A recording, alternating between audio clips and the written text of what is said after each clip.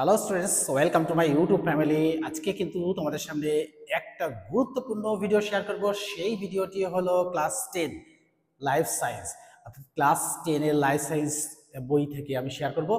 আর এটা হবে chapter 5 part 4, অর্থাৎ চ্যাপ্টার 5 এর পার্ট 4 আজকে তোমাদের সাথে শেয়ার করব।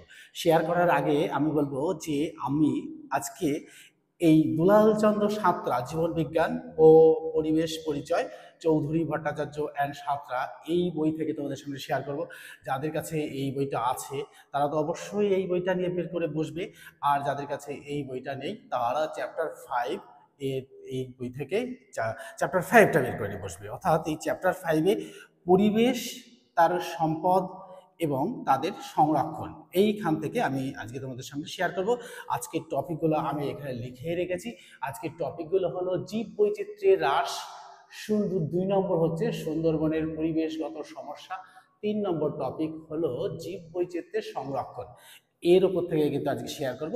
শেয়ার করার আগে আমি বলবো আমাদের কিন্তু সেকেন্ড সামেটিভ শেষ হয়ে গেছে, এবার ফাইনাল সামেটিভ। যারা মাধ্যমিক স্টুডেন্টস তারা তো স্কুলের পরীক্ষায় অ্যাপিয়ার হতেই হবে, টেস্ট আছে, তারপরে কিন্তু আমাদের 2026 সালে গিয়ে মাধ্যমিক। আমাদের কিন্তু মাধ্যমিক পরীক্ষা কিন্তু খুব কাছেই, একেবারে আমাদের দোরগোড়ায় নাড়া দিচ্ছে।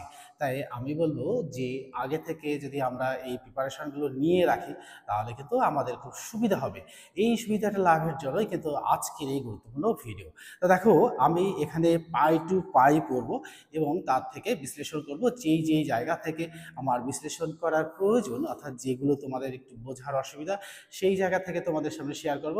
আর এই চ্যাপ্টার থেকে যে সম্ভাব্য কোশ্চেনগুলো উত্তর সমেত তোমাদের সামনে শেয়ার করব, এবং সেটা লিখে হয়তো করে নিতে পারবো না, কিন্তু প্রশ্নগুলো সব বলে দেবো এবং খাতা তোমাদের সামনে ধরবো, তোমরা স্ক্রিনশট তুলে নেবে, তাহলে কিন্তু পড়তে সুবিধা হবে। আর এই চ্যাপ্টারটা বলার আগে আমি বলবো যে আমাদের ভিডিও দেখার সঙ্গে সঙ্গে একটা করে লাইক দিয়ে দেবে আর বন্ধুদের মধ্যে শেয়ার করে দেবে, তাহলে কিন্তু আমিও ভীষণভাবে মোটিভেটেড হব আর এরকম ভিডিও নিয়ে তোমাদের সামনে হাজির হব। তাহলে চলো আমরা শুরু করে দিই সেই জায়গাটায়, যেই জায়গা থেকে শুরু করব। দেখো, এই জীব বৈচিত্র্যের হ্রাস অর্থাৎ লস অফ বায়োডাইভার্সিটি, এইটা কিন্তু কি, অর্থাৎ জীব বৈচিত্র্যের হ্রাস পাওয়ার কারণে নানাবিধ নিচে কয়েকটি সম্পর্কে আলোচনা করা হলো। তা দেখো, 1 নম্বর পয়েন্টসে দিয়েছে জমি ব্যবহারের রীতির পরিবর্তন। দেখো, আমাদের এই জমি ব্যবহারটা, দেখো আমাদের জনসংখ্যা ক্রমান্বয়ে বেড়েই চলেছে।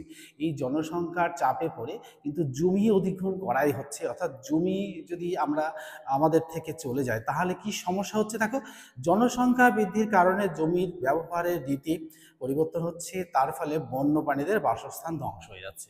তাহলে দেখো, বন্যপ্রাণী মানেই হচ্ছে কি বন, অর্থাৎ বন না থাকলে বন্যপ্রাণীর কোনো গুরুত্ব নেই। আর এই বনে যদি তারা না থাকতে পারে তাহলে তো এই সমস্যাগুলি এসেই যায়। তাই দেখো, আমাদের জনসংখ্যার চাপে পড়ে কিন্তু এগুলো হচ্ছে, এবং জনসংখ্যা যত বাড়ছে তত কিন্তু বনাঞ্চল কেটে বসতি স্থাপন করা হচ্ছে। তাহলে দেখো এই তারপরে দেখো, জনসংখ্যা বাড়লে কি হবে, রাস্তা বাড়বে।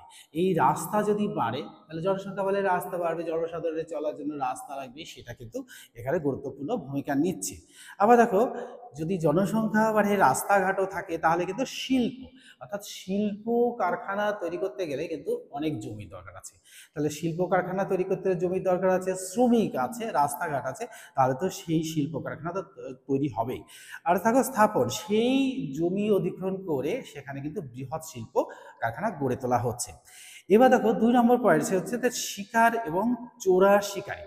দেখো, শিকার করাটা মানুষের একটা স্ট্যাটাস, সেই সভ্যতার উষালগ্ন থেকে হয়ে আসছে, মানুষ শিকার করেছে, কিন্তু তখন একটা স্ট্যাটাস যে না বাঘ মেরেছে, বা বন্দুক দিয়ে বাঘ মেরেছে, বা লাঠি দিয়ে, বা যাই হোক বাঘ মেরেছে। কিন্তু চোরা শিকারীরা দেখো কিভাবে নির্বিচারে নিজেদের প্রয়োজনে বাঘ থেকে, হাতি থেকে, বন্য সব প্রাণীদেরকে শিকার করছে। এই শিকার করার ফলে কি হচ্ছে, বন্যপ্রাণীরা ধ্বংস হয়ে যাচ্ছে। তা দেখো, হাতি অত বড় একটা শান্ত পশু, তার মাত্র দাঁতের জন্য, শুধু দাঁতের জন্য তাদেরকে শিকার করা হয়। দেখো, গন্ডার নিরীহ প্রাণী, সত্যি নিরীহ প্রাণী, তৃণভোজী প্রাণী, মানুষের ক্ষতি করেই না বললে চলে, হাতিও তাই। কিন্তু দেখো, তাদেরকে বনাঞ্চল কেটে ফেলা হচ্ছে একধারে, তারা লোকালয়ে ঢুকে পড়ছে, আবার তাদেরকে শিকার করে তাদের এই গন্ডারের খড়গ আর হাতির দাঁতের জন্য কিন্তু তাদেরকে শিকার করে। আবার দেখো, বাঘ অবশ্যই হিংস্র প্রাণী, কিন্তু দেখো এই বাঘ বাঘকেও কিন্তু শিকার করা হচ্ছে তার এই চামড়ার জন্য। তো দেখো এবার অরণ্য ধ্বংস, অর্থাৎ তার পরের 3 নম্বর অরণ্য ধ্বংস, অর্থাৎ গৃহ নির্মাণ কলকারখানা নির্মাণের জন্য অরণ্যকে ধ্বংস করা হচ্ছে। তো অরণ্য ধ্বংস করতে করতে আজকে কিন্তু আমরা এমন একটা জায়গায় গিয়ে এসে পৌঁছেছি যে অরণ্য আর বেশি দিন যদি এইভাবে চলতেই থাকে তাহলে আমাদের সভ্যতা কিন্তু বিলীন হয়ে যাবে। তাই অরণ্যকে সংরক্ষণ করতেই হবে, অর্থাৎ এই অরণ্য ধ্বংসটাকে রক্ষা করতে হবে। এবার দেখো দূষণ আর জল দূষণের পাশাপাশি বায়ু দূষণ আর জীববৈচিত্র্যকে হারাতে চলেছে। দেখো জীববৈচিত্র্যের সঙ্গে বহু উদ্ভিদ ও প্রাণী কিন্তু আজকে বিলুপ্ত হতে চলেছে এই দূষণের ফলে। তাহলে যত পরিমাণে যানবাহন বাড়ছে, রাসায়নিক প্রয়োগ, নানা কারণে কিন্তু দূষণ হচ্ছে। আজ কিন্তু সেই উদ্ভিদ যদি না থাকে তাহলে কি হয়, তাহলে সেই দূষণের মাত্রাটা ক্রমান্বয়ে বেড়েই চলে। তাই এই দূষণ রোধে কিন্তু অরণ্যকেও সংরক্ষণ করতে হবে।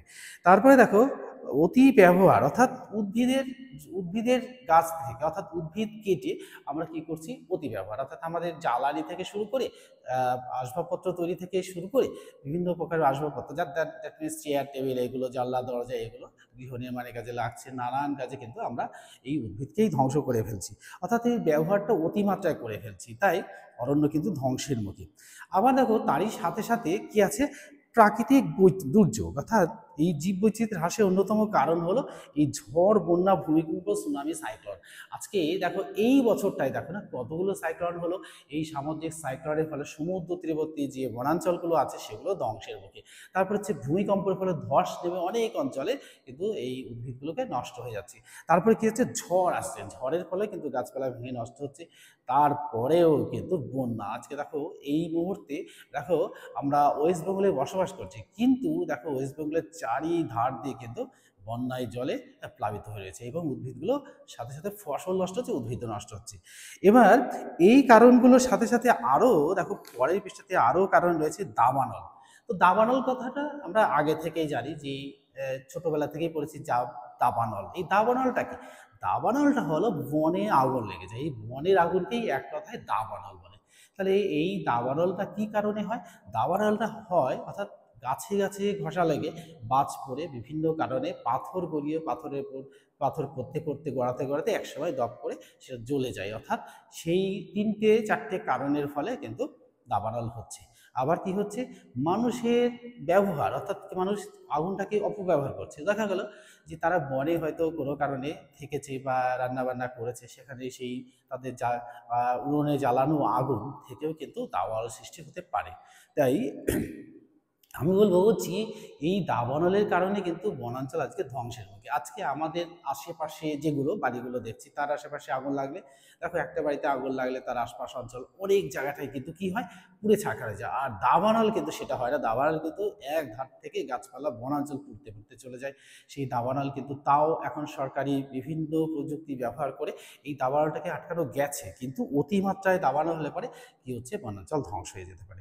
এবার দেখো বন্যা আর হচ্ছে মেঘ ভাগাম বৃষ্টি। তো তার আগে একটা সুনামি রয়েছে। সুনামি দেখো সমুদ্রিক সাইক্লোন, এটাকে সুনামি বলে। তাহলে আমাদের এই পৃথিবীটা অনেক 6-7টি টেকটনিক প্লেটের উপর তৈরি। এই প্লেটগুলো নাড়াচাড়ার কারণে কি হয়, নাড়াচাড়ার কারণে কিন্তু এই জলরাশি নড়ে ওঠে। অর্থাৎ এক কড়াই জলকে যদি নাড়িয়ে দেওয়া যায় তাহলে অনেকক্ষণ ধরে নড়তে থাকে। কেননা কি, ওই জলরাশির পরিমাণটা অনেক বেশি। তাই পৃথিবীর 4/3 কিন্তু জল। তাই ওই টেকটনিক প্লেটগুলো যখনই নাড়াচাড়া করে না, তখনই কিন্তু এর ওপরকার জলটাও কিন্তু নাড়াচাড়া করতে থাকে, আর এরপরে উপরে যা কিছু থাকবে সবই নড়তে থাকে। তার ফলে কিন্তু সুনামি হয়। আবার দেখো বন্যা, বন্যা তো নানা কারণে হতে পারে। দেখো প্রচণ্ড বৃষ্টির কারণে হতে পারে, বাঁধ ভেঙে যেয়ে হতে পারে। আর তারপরে দেখো আমাদের এই নদীগুলো কিন্তু আজকে ভরাট হতে চলেছে। কারণ কি, আমাদের ব্যবহারের জন্য, অর্থাৎ আমরা নদীটাকে কিন্তু অপব্যবহার করে ফেলি, এই কারণের জন্য কিন্তু এই বন্যাটা হচ্ছে। আর হচ্ছে মেঘ ভাঙা বৃষ্টি। কিরকম, হঠাৎ করে কোনো একটা স্থানে, অর্থাৎ অল্প পরিসর স্থানে এত পরিমাণ বৃষ্টি, সেই বৃষ্টিকেই বলা হয় মেঘ ভাঙা বৃষ্টি। এই বৃষ্টির কারণে কি হচ্ছে, যে সেখানে জলপ্লাবিত হচ্ছে এবং সেই জলরাশি প্রচণ্ড গতিতে নিচের দিকে চলে আসছে এবং তার ফলে বিভিন্ন অঞ্চল প্লাবিত হচ্ছে এবং ক্ষতি হচ্ছে। এবার দেখো বিশ্ব উষ্ণায়ন ও জলবায়ু পরিবর্তন। আজকে দেখো আমাদের নানান ব্যবহার, অর্থাৎ যানবাহনের ধোঁয়া থেকে শুরু করে আমাদের রান্না করার কাজে নানা প্রকারে নানা রকমভাবে আমরা এই পরিবেশকে দূষিত করছি। আর এই দূষণের ফলে কিন্তু গ্লোবাল ওয়ার্মিং মাত্রাটা বেড়ে যাচ্ছে এবং বিশ্ব উষ্ণায়ন ঘটছে আর জলবায়ুর পরিবর্তন হচ্ছে। দেখো আজকে আমরা এই যে কত বছর, বিগত 10 থেকে 15 বছর, এই বছরে যেমন বৃষ্টি দেখছি, এরকম বৃষ্টি কিন্তু আমরা এর আগে দেখিনি। বৃষ্টি হয়নি বলে কোনো বছর সামান্য বৃষ্টি, আর এবারে দেখো অনেক বৃষ্টি হচ্ছে। এর কারণে কিন্তু এই এই গ্লোবাল ওয়ার্মিং অর্থাৎ বিশ্ব উষ্ণায়নের কারণে কোনো অঞ্চলে অনেক বৃষ্টি হচ্ছে, কোনো অঞ্চলে বৃষ্টি হচ্ছে না। তো এর কারণগুলো কিন্তু পরিবর্তনশীল। তারপরে দেখো পরের পয়েন্ট হচ্ছে বহিরাগত প্রজাতির অনুপ্রবেশ, অর্থাৎ দেখো অর্থনৈতিক বা অন্য কোনো কারণে বিদেশ থেকে নিয়ে আসা উদ্ভিদ প্রজাতি কিন্তু এই নিয়ে আসা হচ্ছে, সেগুলো আমাদের দেশে জলবায়ুতে বংশবৃদ্ধি ও বিস্তার দ্রুত হয়েছে। এদের ফলে এদের জন্যই কিন্তু অনেক স্থানেই কিন্তু দুর্বল প্রজাতির বিলুপ্ত উদ্ভিদের বিলুপ্ত হচ্ছে। এই যে আমেরিকান আরশোলা দেখো কীরকম অত্যাধিক হারে বংশ সংখ্যা বৃদ্ধির ফলে ভারতীয় আরশোলার সংখ্যা কমে যাচ্ছে। এই যে কোশ্চেনগুলো এখান থেকে যে কোশ্চেন, এগুলো কিন্তু তোমাদের সাথে শেয়ার করেছি, মানে করবো। আমি কোশ্চেনগুলো লিখে রেখেছি, এই কোশ্চেনগুলোর উত্তর সমেত তোমাদের সামনে শেয়ার করবো। আর আমি এখানে লিখে দিয়েছি 100% কমন মাধ্যমিক 2026। এটা লিখেছি এই কারণের জন্য যে এখানে 100% মানে হচ্ছে এই চ্যাপ্টার থেকে যদি 10 নম্বর কোশ্চেন দেয়, তো আমাদের এই দেওয়া কোশ্চেনের মধ্যে থেকে আসবে, অর্থাৎ আমার এই দেওয়া কোশ্চেনগুলোর মধ্যে থেকে আসবে, আমি যে কোশ্চেনগুলো শেয়ার করবো। তারপরে দেখো এবার আসবো আমরা এই যে পরের পয়েন্ট, যে সুন্দরবনের পরিবেশগত সমস্যা। এই দেখো সুন্দরবন নামটা কিসের জন্য হয়েছে? সুন্দর গাছের জন্য কিন্তু সুন্দরবনের নাম হয়েছে। তো পৃথিবীর সবচেয়ে বড় অর্থাৎ বিখ্যাত বনভূমি রয়েছে আমাদের এই সুন্দরবন অঞ্চলে, আমাদের একদম সমুদ্রের ধারে, এটা ওয়েস্ট বেঙ্গলেই অবস্থিত। আর পৃথিবীর কোথাও এরকম কিন্তু এই সুন্দরবন অর্থাৎ ম্যানগ্রোভ অরণ্যের উদ্ভিদ দেখা যায় না। এই ম্যানগ্রোভ অরণ্যের উদ্ভিদের কিন্তু কিছু কিছু বৈশিষ্ট্য থাকে, এদের কিন্তু শ্বাসমূল থাকে। তার কারণে এদের এই যে আমাদের এখানকার যেমন আম গাছ, জাম গাছ, যে মাটির তলায় শিকড় প্রবেশ করে দেয়, তার মূল, শাখা মূল, প্রশাখা মূল, দূরত্ব অঞ্চল, এই সমস্ত ভাগ দিয়ে মাটির তলায় থাকে, আমরা দেখতে পাই না। কিন্তু ওইখানকার উদ্ভিদগুলোর একটা বৈশিষ্ট্য হচ্ছে যে মাটির উপরে এরা কিন্তু কীভাবে এই যে ভাবে, ধরো এবার এখানে যদি একটা উদ্ভিদ থাকে, এই উদ্ভিদ এর ধরো সুন্দরী গাছ, এবার সুন্দরী গাছকে আমরা যদি এরকম লিখি, তাহলে দেখো এইটা হচ্ছে মাটির সমতল এলাকা। এবার এই মাটির উপরে এরকম ভাবে এই গাছের মূলগুলো বেরিয়ে থাকে। তাহলে দেখো এরকমভাবে যদি মাটির উপরে বেরিয়ে থাকে, তাহলে কিন্তু কি সুন্দর দেখা যায়, না সুন্দর, একেবারে সুন্দর দেখা যায়। কিন্তু এর বৈশিষ্ট্যগুলো কি, এই অঞ্চলটা, এই গোটা অঞ্চলটা কিন্তু অর্থাৎ মাটির তলার অংশ কিন্তু এটা লবণাক্ত। হ্যাঁ, এই লবণাক্ত হওয়ার কারণে কিন্তু মূলগুলো নিচের দিকে আসে না, আমাদের এখানে যেমন আসে সেরকম কিন্তু প্রধান মূল, হ্যাঁ, শাখা মূল এরকম কিন্তু ওই মূলগুলো গাছগুলো তো হয় না। আমাদের যেখানে যদি একটা আম গাছ হতো, অর্থাৎ ম্যাঙ্গোটি হতো, হ্যাঁ, ম্যাঙ্গোটি হতো, তাহলে কিন্তু এরকম হতো। কিন্তু আমাদের এখানকার গাছের সঙ্গে এই গাছের পার্থক্য এইটুকুর মধ্যে পার্থক্য, দেখো এইটুকুই থাকে এদের এখানে। তো এইভাবে যদি আমরা একটু দেখে নিই যে এই ম্যানগ্রোভ অরণ্য পৃথিবীর কোথাও নেই, সেই অরণ্যকে আজকে আমরা ধ্বংস করে ফেলছি, যে মানে আমাদের সবাই মিলে ধ্বংস করছি, সেদিকে নজর রাখতে হবে। দেখো সুন্দরবনের মোট দেখো আয়তনের, অর্থাৎ এই অধুনা ভারতীয় সুন্দরবন বায়োস্ফিয়ারের মোট আয়তন হলো ৯,৬০০ বর্গ কিমি। সুন্দরবনের সংগৃহীত বনাঞ্চল হচ্ছে ৪,২০০ কিমি, আর বাকি ৫,৪০০ কিমি বর্গ কিমি অঞ্চলে নদী, খাল সহ স্থানীয় মানুষের বসতি। তাহলে এই টোটালটা হচ্ছে ৯,৬০০, এর মধ্যে ৪,২০০ হচ্ছে এই বনভূমি, আর হচ্ছে ৫,৪০০ হচ্ছে মধ্যে খাড়ি থেকে শুরু করে মানুষের বসতি স্থাপন। তাহলে এই সুন্দরবন নামটা হয়েছে সুন্দরী গাছের জন্য। আর এই সুন্দরবনের প্রধান উদ্ভিদগুলো হলো সুন্দরী, গড়ান, গেওয়া, হেতাল, গোলপাতা, এই সমস্ত উদ্ভিদ দিয়ে কিন্তু সুন্দরবনটা ভর্তি। তাই আমরা বলবো যে এইখানে যে ধরনের উদ্ভিদগুলো দেখা যায়, এর উপরে ছোট কোশ্চেন তো আসতেই পারে, আর বড় কোশ্চেন তো আসবেই, সেটাও তোমাদের সামনে শেয়ার করবো। এর সাথে সাথে সুন্দরবনের আরও কিছু বৈশিষ্ট্য আছে। এখানে কিন্তু এই রয়্যাল বেঙ্গল টাইগার, যেটা পৃথিবী বিখ্যাত রয়্যাল বেঙ্গল টাইগার, আমাদের যেটা ন্যাশনাল অ্যানিমেল, সেই পশুটাকেই কিন্তু বা প্রাণীটাকে কিন্তু আমরা এই সুন্দরবনে দেখতে পারি। এর সাথে সাথে কচ্ছপ থেকে কুমির থেকে শুরু করে নানা প্রজাতির হরিণ এখানে কিন্তু বসবাস করে। তাহলে আমরা এবার চলে আসবো যে সুন্দরবন, আজকে সুন্দরবন অঞ্চলের নানা প্রকার পরিবেশগত অসুবিধা সৃষ্টি হচ্ছে। এই অসুবিধাগুলো কি কি? দেখো যে হচ্ছে নগরায়নের জন্য লবণাম্ব উদ্ভিদ ধ্বংস, সেই একই প্রশ্ন যে আমরা বসতি স্থাপন করার জন্যই কিন্তু কি করছি, এই উদ্ভিদগুলোকে বিনষ্ট করছি, কেটে ফেলে বসতি স্থাপন করছি। তারপর দেখো মিষ্টি জলের সংকট। এখানে দেখো সমুদ্র তীরবর্তী অঞ্চল, দিনে দুবার জোয়ার দুবার ভাটা আসে। এই জোয়ার ভাটার কারণেই কিন্তু কি হয়, সেখানে লবণাক্ত জল ঢুকে পড়ে, কিন্তু মিষ্টি জলের সমস্যা কিন্তু সেখানে দেখাই দেয়। আবার দেখো বাসস্থান ধ্বংস। দেখো সমুদ্র তীরবর্তী অঞ্চলে নিম্নচাপের প্রভাবে দেখো বাসস্থানগুলো কিভাবে ধ্বংস হয়ে যায়। দেখো সমুদ্রের ধারে সমুদ্রের সামুদ্রিক সাইক্লোন যখন হয় তখন কিন্তু সেই জলরাশির সাথে কিন্তু থাকে প্রচণ্ড বাতাস। সেই বাতাস আর জলরাশি একসঙ্গে কিন্তু সেখানকার সেই অঞ্চলে অবস্থিত সব বাড়িঘরকে ধ্বংস করে দেয়। এবার দেখো দূষণ। এবার সমুদ্রের নোনা জল ঝড়ের কারণে একদম লোকালয়ের মধ্যে ঢুকে গেল, সেই জল ফসলের ক্ষতি তো হলোই, ফসল পচে গেল, ফসল পচে গেলে সেই জায়গায় কিন্তু দূষণ হবে, আর ফসল তো নষ্ট হয়েছে, বাড়িঘর সব লবণাক্ত জলে ভর্তি হয়ে গেল। এবার দেখো খাদ্যের সংখ্যার ভারসাম্য ব্যাঘাত, অর্থাৎ সুন্দরবনে ক্রমশ হ্রাস পাচ্ছে। মানে ক্রমশ হ্রাস পাচ্ছে এই কারণে তৃণভোজী প্রাণীর অভাব দেখা দিচ্ছে। যদি সুন্দরবন না থাকে তাহলে সেখানে পশুরা কী করে থাকবে, আর সেখানে যদি তৃণই না থাকে তাহলে তৃণভোজী পশুরাই বা কী করে থাকবে।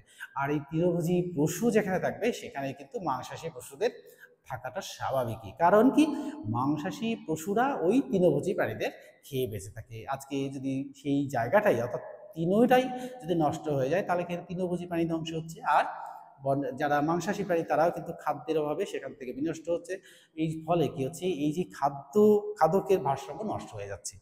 আবার দেখো যে সমুদ্রের জলের উচ্চতা বৃদ্ধির জন্য দ্বীপসমূহের নিমজ্জন, অর্থাৎ মাঝে মাঝে বিশেষ করে বর্ষাকালে সামুদ্রিক সাইক্লোনের সুনামি দেখা দিলে সমুদ্রের জলের তল কয়েক ফুট উঁচুতে উঠে যায়। এটা তো আমরা জানি যে সমুদ্রের ঢেউ হলে অর্থাৎ এক কড়াই জলটাকে নাড়িয়ে দিলে দেখবে কড়াইয়ের সাইড দিকে কানার দিকে অনেকটা ওঠে, এই ফলে কি হচ্ছে জলরাশিটা অনেক দিকে উঠে যায়, আবার এটা কিন্তু চলতেই থাকে, অনেকক্ষণ চলার পর হয় এটা থামে। কিন্তু সমুদ্রে কিন্তু সেই একই ব্যাপারটা হয়, এই সুনামির কারণে ঢেউ হয়, আর এখানে কিন্তু এই দ্বীপ অঞ্চল যেগুলো সেগুলো ধ্বংস হয়ে যায়।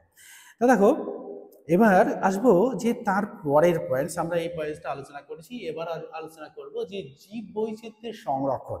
অর্থাৎ এর জীব বৈচিত্র্যের সংরক্ষণ বলতে একটুখানি দেখে নিই যে জীব বৈচিত্র্য সংরক্ষণ বলতে বোঝায় জীবকুলের সুষ্ঠু রক্ষণাবেক্ষণ এবং তাদের পরিমিত বিজ্ঞানসম্মত ব্যবহার, যাতে বর্তমান ভবিষ্যৎ প্রজন্ম তাদের প্রয়োজনানুসারে জীব বৈচিত্র্যের ব্যবহার করতে হবে।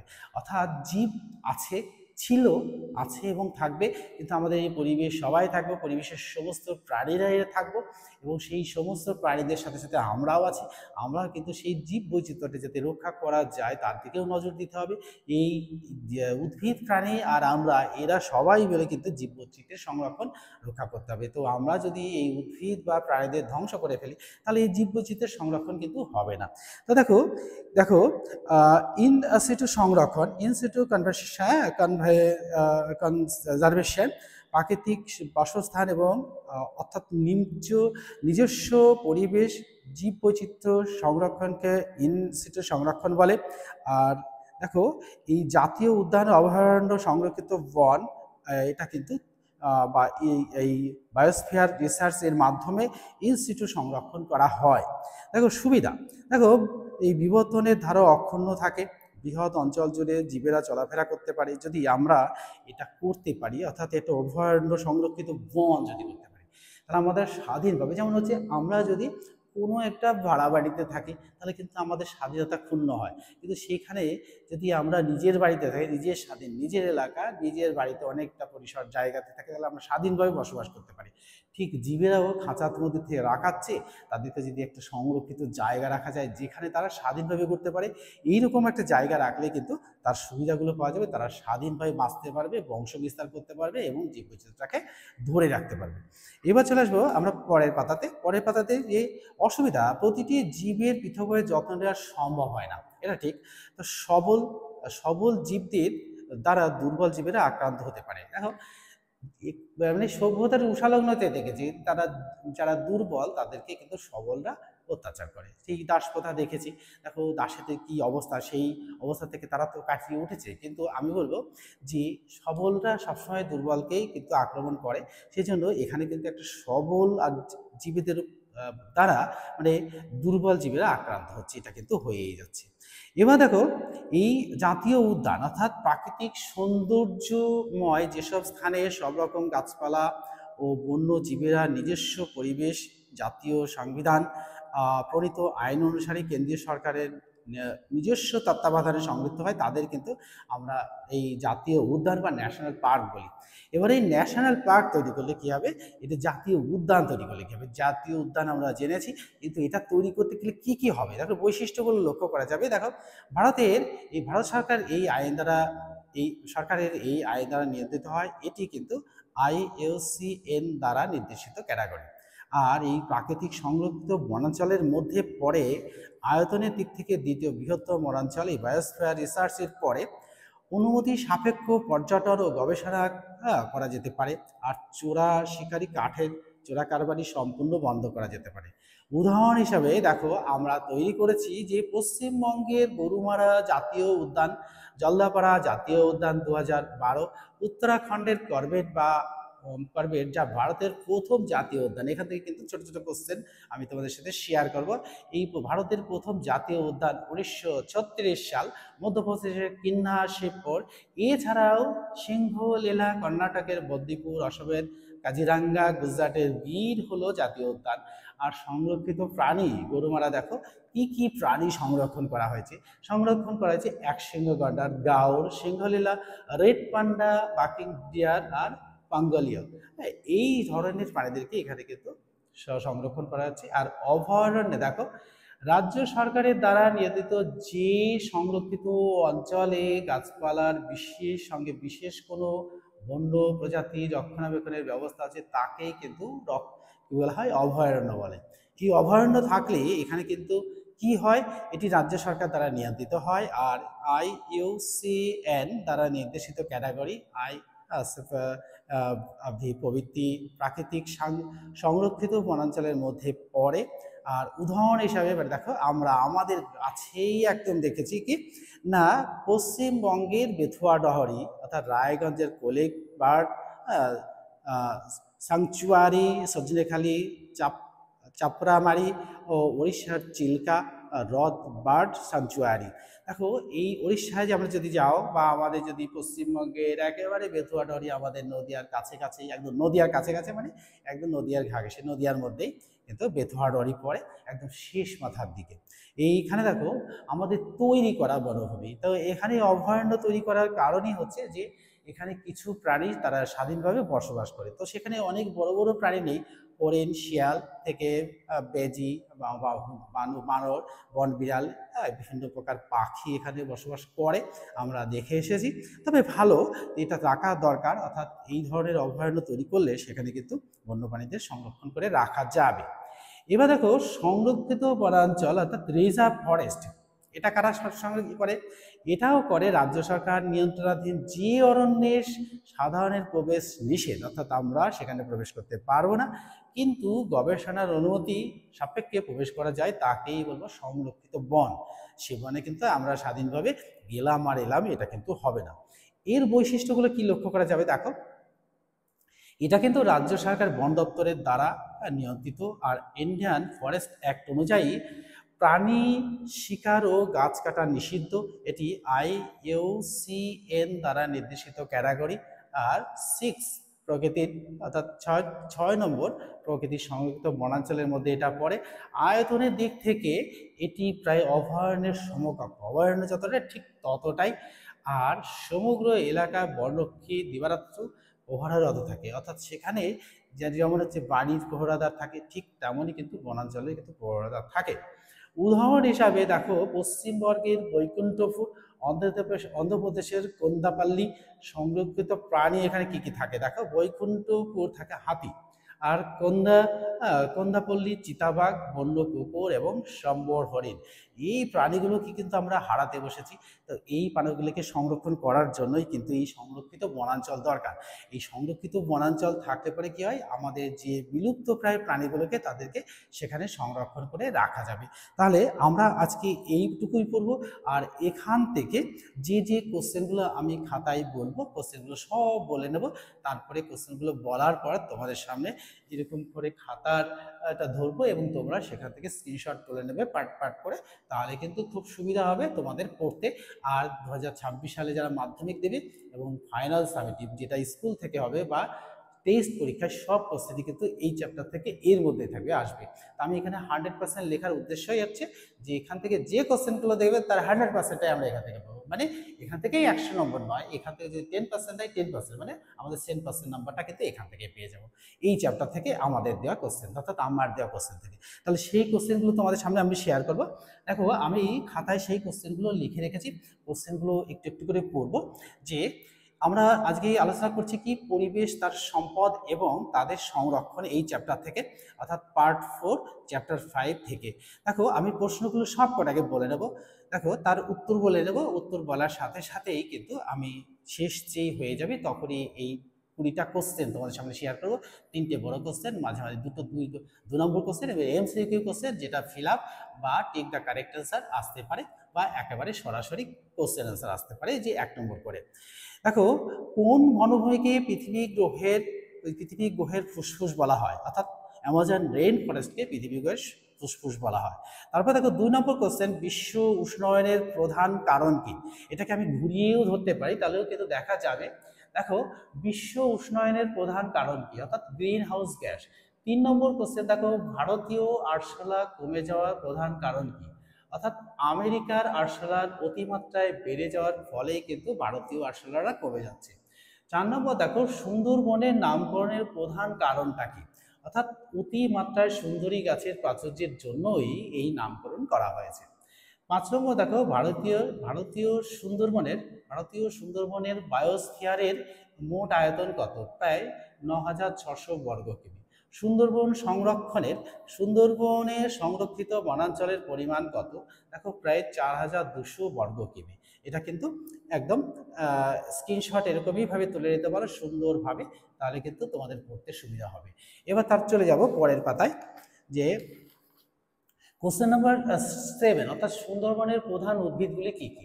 দেখো সুন্দরবনের প্রধান উদ্ভিদগুলো হলো সুন্দরী, গড়ান, গেওয়া, হেতাল, গোলপাতা, ধনদুল ইত্যাদি। 8 নম্বর কোশ্চেন, দেখো সুন্দরবনের প্রধান প্রাণী কি, রয়্যাল বেঙ্গল টাইগার, কচ্ছপ, কুমির, হরিণ ইত্যাদি এই সুন্দরবনের প্রধান পশু। 9 নম্বর কোশ্চেন, দেখো 10 নম্বর কোশ্চেন, দেখো ভারতের সুন্দরবন অঞ্চলটি কয়টি দ্বীপ নিয়ে গঠিত, এখানে দ্বীপে হর্ষিকারটা একটু ভুল হয়েছে, দ্বীপ নিয়ে গঠিত। দেখো 102টি দ্বীপ নিয়ে গঠিত। সুন্দরবনের মোট দ্বীপের কতগুলি দ্বীপে মানুষ বসবাস করে, দেখো 54টা দ্বীপ, 102টা দ্বীপের মধ্যে 54টা দ্বীপে মানুষ বসবাস করে, আর সমস্ত জায়গায় কিন্তু বনভূমি। 12 নম্বর কোশ্চেন, দেখো সমুদ্রের জলস্তরের উচ্চতা ক্রমশ বাড়ছে কেন, অর্থাৎ এই গ্লোবাল ওয়ার্মিং এর কারণে কিন্তু সমুদ্রের জলের উচ্চতা বাড়ছে। 13 নম্বর কোশ্চেন, দেখো জীব বৈচিত্র্য সংরক্ষণের প্রধান দুটি উপাদান কি কি, অর্থাৎ ইন সিটু সংরক্ষণ এবং এক্স সিটু সংরক্ষণ, এই দুটো কিন্তু কারণ। তাহলে এখান থেকে কিন্তু একটা স্ক্রিনশট সুন্দর করে তুলে নেবে, যাতে তোমাদের পড়তে সুবিধা হয়। তারপরে চলে যাব পরের পাতাতে। পরের পাতা থেকে দেখো পশ্চিমবঙ্গে 2টি জাতীয় উদ্যানের নাম লেখো। একটা গরুমারা জাতীয় উদ্যান, 2 নম্বরটা হচ্ছে জলদাপাড়া জাতীয় উদ্যান। এবার দেখো তারপরে দেখো ভারতের প্রথম জাতীয় উদ্যান কোনটি, অর্থাৎ উত্তরাখণ্ডের করবেট জাতীয় উদ্যান, ভারতীয় জাতীয় উদ্যান। তারপর দেখো 16 নম্বর, দেখো কুলিক পক্ষী সংরক্ষণ, কুলিক পক্ষী সংরক্ষণের পক্ষী স্যাংচুয়ারি কোথায়, অর্থাৎ রায়গঞ্জে। বেথুয়াডারি জঙ্গলে কি কি পশু দেখা যায় বা পশু বা প্রাণী দেখা যায়, দেখো হরিণ, কুমির, সাজারু আর খারোয়াল জাতীয় অর্থাৎ বনবিড়াল কিছু পাখি এখানে দেখা যায়। 18 নম্বর কোশ্চেন, দেখো জীব বৈচিত্র্য সংরক্ষণের উপায়গুলি আলোচনা করো। এটা কিন্তু বড় কোশ্চেন, অর্থাৎ এই জীব বৈচিত্র্য সংরক্ষণের উপায়গুলো কিন্তু আমি তোমাদের সামনে শেয়ার করেছি, তাও কিন্তু এই বইটা, অর্থাৎ আমাদের এই বইয়েরই কিন্তু কোন বইটা হচ্ছে আমাদের সাঁতরা পাবলিকেশন। দেখো দুলালচন্দ্র সাঁতরা পাবলিকেশন, জীবন বিজ্ঞান ও পরিবেশ পরিচয়, এই চৌধুরী ভট্টাচার্য এই বই থেকে কিন্তু পেয়ে যাবে। একদম পাতা হচ্ছে কত, 130 পাতা থেকে পেয়ে যাবে। 130 পাতাতেই পেয়ে যাবে। কোন কোশ্চেনটা আমি একটু বলে দিই যে জীববৈচিত্র্য এক সংরক্ষণের, দেখো এখানে পেয়ে যাবে জীববৈচিত্র্য সংরক্ষণের দেখো জীববৈচিত্র্য সংরক্ষণের উপায়গুলি কি কি। সংরক্ষণের উপায় চলে আসি এই পাশে, জীববৈচিত্র্য সংরক্ষণের উপায়। জীববৈচিত্র্য সংরক্ষণের উপায় এই যে দেখো পাতাটা হচ্ছে কত, পাতাটা হচ্ছে 129। এই দেখো জীববৈচিত্র্য সংরক্ষণের উপায় কিন্তু এখান থেকে পয়েন্টসগুলো রয়েছে, এটা কিন্তু একটা স্ক্রিনশট তুলে নিয়ে তোমরা কিন্তু সুন্দরভাবে এখান থেকেই পড়তে পারবে। আবার দেখো এই পাতাতে এসে কিন্তু একটু পুরোটা দেখো, এখান থেকে পুরোটাই কিন্তু স্ক্রিনশট তুলে নেওয়া যায়। দেখো স্ক্রিনশট তুলে নিলে কিন্তু খুব সহজেই কিন্তু তোমরা পড়তে পারবে। এটা তুলে নেবে এইটাই পাতা থেকে। তারপরে দেখো, তারপরে একটা কোশ্চেন আছে যে সুন্দরবনের পরিবেশগত সমস্যাগুলি আলোচনা করো। সুন্দরবনের পরিবেশগত সমস্যাগুলি আলোচনা করো। দেখো এটা আছে কত পাতায়, এটা আছে 128 পাতায়। দেখো 128 পাতায় কিন্তু এটা রয়েছে। এই 128 পাতায় দেখো এখানে সুন্দরবনের পরিবেশগত সমস্যা, এইটা সমস্যা এখানে চলে এসেছে। এই পাতা থেকে এইটুকু তো স্ক্রিনশট তুলেই নেবে। তারপরে দেখো এই পাতা থেকে পুরোটাই কিন্তু সুন্দরভাবে কিন্তু এখানে দেওয়া আছে। আমি সুন্দরভাবে বইটাকে ধরছি, তোমরা স্ক্রিনশট তুলে নেবে, তাহলে পড়তে সুবিধা হবে। একদম এই পর্যন্ত, এই যে এই পর্যন্ত এখানে কিন্তু এইটুকুতে স্ক্রিনশট তুলে নাও, তাহলে তোমাদের পড়তে সুবিধা হবে যাদের কাছে এই বইটা নেই। আর তারপরে কোশ্চেন হচ্ছে জীববৈচিত্র্যের হ্রাসের কারণগুলি কি কি। দেখো কোশ্চেনটা প্রথম দিকে চলে যাব, জীববৈচিত্র্য হ্রাসের কারণ। এই দেখো এই পাতাতে, অর্থাৎ কোন পাতাতে, পাতা হচ্ছে 127 পাতা। এই দেখো জীববৈচিত্র্য হ্রাসের কারণ আমি এখানে স্টার দিয়ে রেখেছি। এই যে এখানটায় দেখো এটা কিন্তু পুরোটা এই পর্যন্ত আসবে। এটা কিন্তু একটা স্ক্রিনশট তুলে নাও যাদের কাছে বই নেই, আর যাদের বই আছে তাদের তো এখান থেকে পেয়ে যাবে। আর এর কিছুটা পার্ট এই পাতায় আছে, এই পাতাটা আমি তোমাদের সাথে ধরছি। এই দেখো এখান থেকে এটা স্ক্রিনশট তুলে নাও, তুলে নিলে কিন্তু পড়তে কিন্তু তোমাদের খুব সুবিধাই হবে। দেখো এই যে এইটুকু তুলে নাও, এইটুকুর মধ্যে থেকে এই কোশ্চেনগুলো পড়বে। তো আমি কোশ্চেনটা কিভাবে লিখতে হবে সেটাও বলে দেবো। এই কোশ্চেন তিনটা আমি আবার একবার বলে দিই যে জীববৈচিত্র্য সংরক্ষণের উপায়গুলি আলোচনা করো একটা। দ্বিতীয় নম্বর হচ্ছে যে 19 নম্বর কোশ্চেন সুন্দরবনের পরিবেশগত সমস্যাগুলি আলোচনা করো। 20 নম্বর কোশ্চেন জীববৈচিত্র্য হ্রাসের কারণগুলি সংক্ষেপে লেখো। এটা কিন্তু বড় কোশ্চেন হিসাবে আসবে। এবার আমি বলবো যে এই কোশ্চেনগুলো কিভাবে লিখবে। দেখো এই কোশ্চেনগুলো লেখার একটা প্যাটার্ন আছে। যদি ধরো এটাই যে আসে, ধরো এটাই যদি এসে যায় জীববৈচিত্র্য হ্রাসের কারণ, তাহলে এই জীববৈচিত্র্য হ্রাসের কারণ যদি আমরা জীববৈচিত্র্য হ্রাসের, জীববৈচিত্র্য হ্রাস লিখি, হ্রাস লিখি, এরকম হ্রাস লিখি, এইটা লিখলাম, এটা জীববৈচিত্র্য হ্রাস লিখলাম। এবার এখানে নিয়ে আসলাম কি হচ্ছে কারণ, এই কারণ লিখলাম। এই কারণ লেখার পরে এখানে যদি আমার কটা পয়েন্টস থাকবে, যদি আমার এখানে 5টা পয়েন্টস থাকে, আমি এটা নামিয়ে নিয়ে এসে সরাসরি একটা স্ট্রাকচারের মতন করে যদি আমি 5টা পয়েন্টসও লিখি, তাহলে কিন্তু এই 5টা পয়েন্টসকে ইন্ডিকেট করব।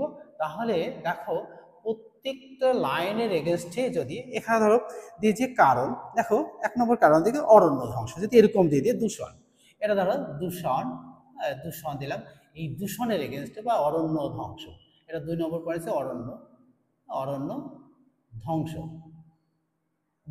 এটা যদি থাকে, তো এরকম পরপর করে পয়েন্টস দেবো, একটা করে গোল দেবো আর পয়েন্টস দেবো, একটা করে গোল দেবো আর পয়েন্টস দেবো।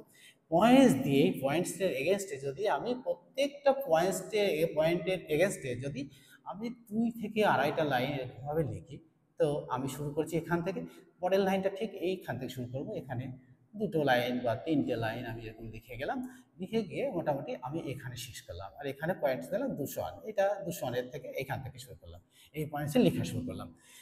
তাহলে দেখো প্রত্যেকটা কোশ্চেনের কিন্তু একটা করে পয়েন্টস দিলে আমার যদি এখানে 5 নম্বর কি 3 নম্বর যাই থাকুক না কেন, আমার 4টে-5টা পয়েন্টস দেওয়া হয়ে গেছে, এটা কারণ দেখেছি।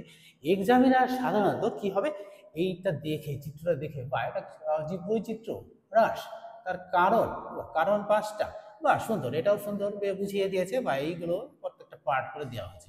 তাহলে এর জন্য কিন্তু চিত্র আঁকতে হবে না, যে একটা সুন্দর করে চিত্র বসে বসে আঁকছি তেমন নয়, ঠিক যেটুকু সময় আমি আঁকলাম, অর্থাৎ কয়েক সেকেন্ড মাত্র, 10 সেকেন্ড কি 20 সেকেন্ড এরকম পরপর লিখে যাব, লিখে গেলে পরে কিন্তু আমরা যাবে, কিন্তু এইভাবে যদি লিখেই আসতে পারি তাহলে কিন্তু এক্সামিনার খুশি হবেন এবং নাম্বারটা দেবেন। আমরা চাইবো যে সব সময় এক্সামিনারের কাছ থেকে নাম্বারটা কেড়ে নেবো, অর্থাৎ এক্সামিনার কিন্তু কিভাবে খুশি হন জানো, এইভাবে যদি লিখে দেয় তাহলে এক্সামিনার খুশি হন। এক্সামিনার কিন্তু নাম্বারটা দেওয়ার জন্যই কিন্তু বসে আছেন, উনি চাইবেন যে সবসময় কিন্তু পুরো নাম্বারটাই স্টুডেন্টকে দিয়ে দিই, কিন্তু আমরা সেখান থেকে আদায় করে নিতে পারি না। যদি আমরা এইভাবে লিখি তাহলে কিন্তু এই কোশ্চেনের উত্তরগুলো কিন্তু পুরো নাম্বারই পেয়ে যাব, আমরা টেস্টেই হোক বা থার্ড সামেটিভেই হোক আর মাধ্যমিক 2026-এই হোক। যদি এই ধরনের কোশ্চেনগুলো আমরা এভাবে লিখতে পারি তাহলে কিন্তু পুরো নাম্বারটাই পেয়ে যাব। তাহলে আজকের ভিডিওটি তোমাদের কেমন লাগলো কমেন্ট বক্সে লিখে জানাবে, বন্ধুদের মধ্যে শেয়ার করে দেবে, আর বন্ধুদের মধ্যে শেয়ার করে দিলে বন্ধুরা জানতে পারবে আর আমিও ভীষণভাবে মোটিভেটেড হবো। আর এরপরে কিন্তু আরেকটা পার্ট নিয়ে, আরও একটা দুটো পার্ট এই চ্যাপ্টার থেকে হবে, এটা কিন্তু খুব শীঘ্রই তোমাদের সামনে নিয়ে হাজির হচ্ছি। Good bye friends.